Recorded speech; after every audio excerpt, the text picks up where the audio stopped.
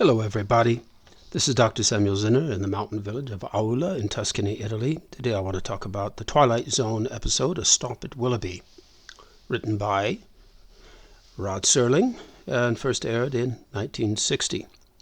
The protagonist is Garth Williams, a business executive of New York, the 20th century, stressed out, right?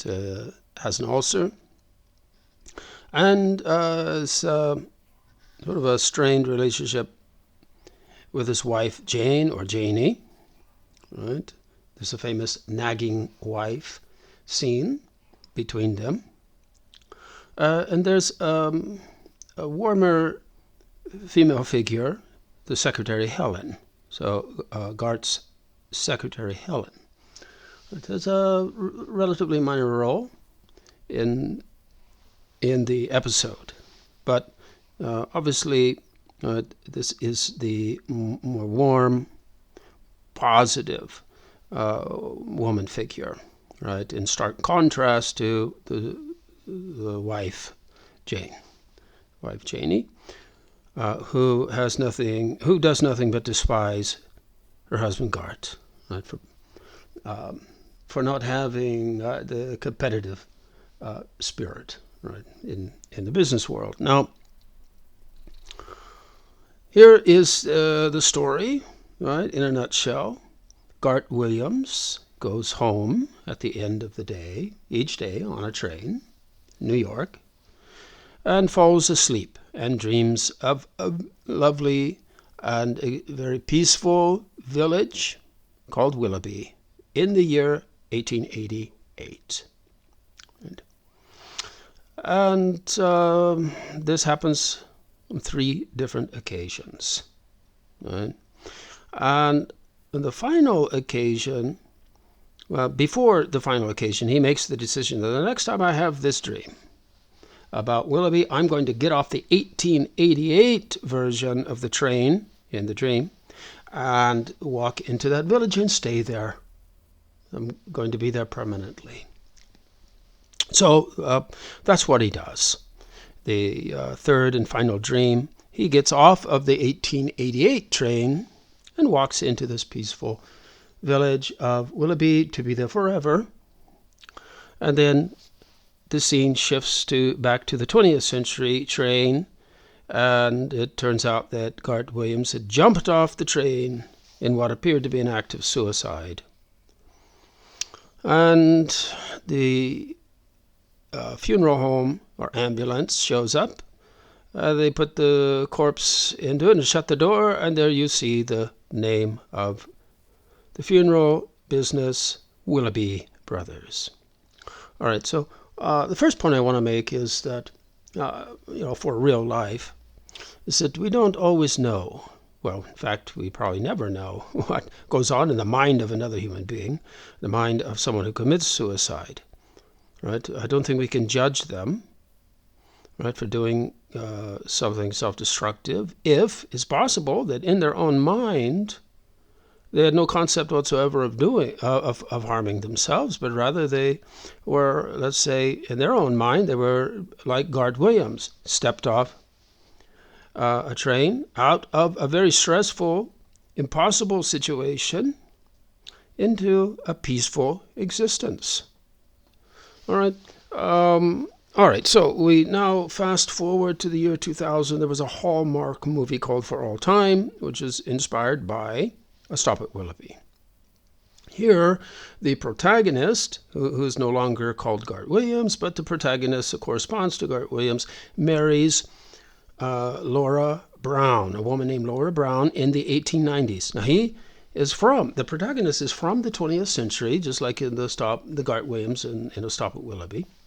The protagonist falls asleep on a train, right, and spends days at a time in the 1890s with this woman, Laura Brown, who's sort of a compensation for his strained relationship with his wife, right?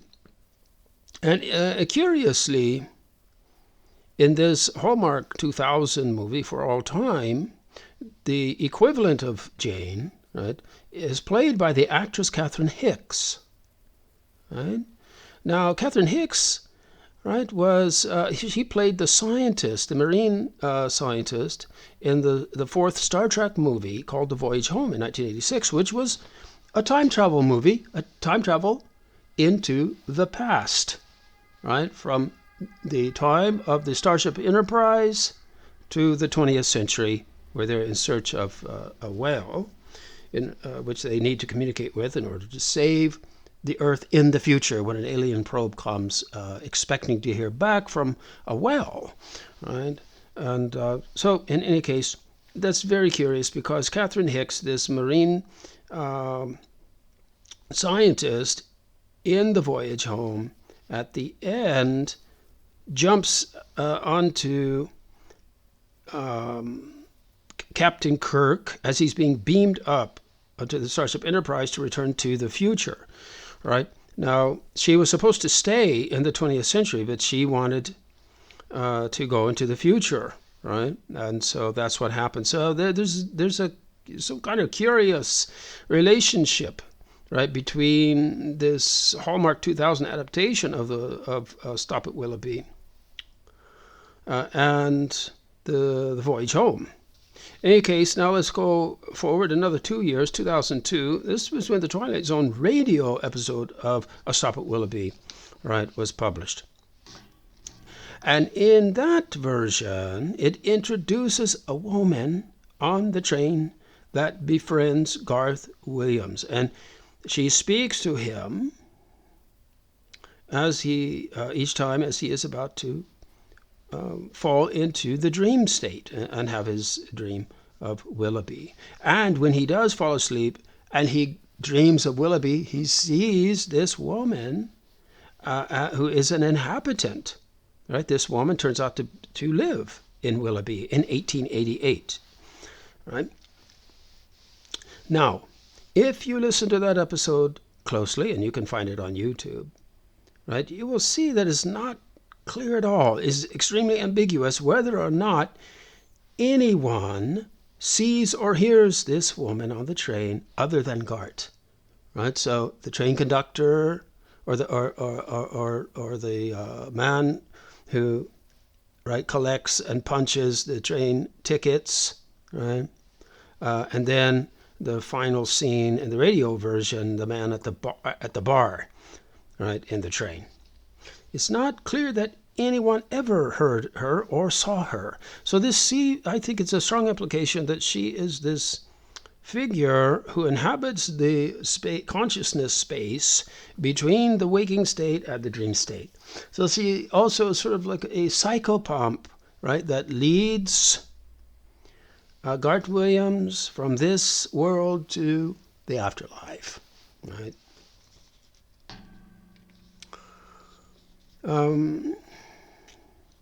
Now, so where does this woman come from who appears on the train in the radio version of A Stop at Willoughby? Because she's not there in the original 1960 television version of A Stop at Willoughby. Right? Well, we could say that, well, there's probably been an influence on the radio version from this Hallmark 2000 For All Time movie, right, which does introduce a woman, not on the train, right, but right in this peaceful town of the 1890s. Right. All right. Now, so there probably was an influence, but there's a missing piece of this puzzle, and that's the 1991 episode of Thirtysomething, the television series Thirtysomething, which was named A Stop at Willoughby. So obviously as a spin off of that Twilight Zone episode. Now what happens is very interesting.